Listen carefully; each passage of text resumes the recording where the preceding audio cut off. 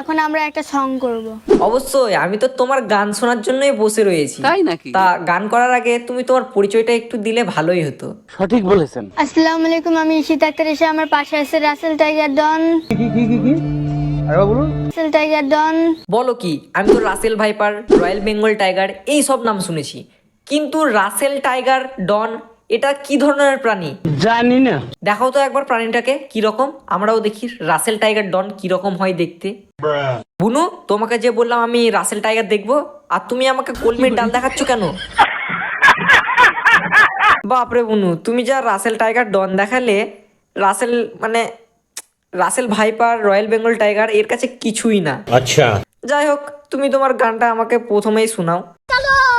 बेवफा बेवफा निकले है तू है छोटा प्यार, छोटा प्यार की है तू।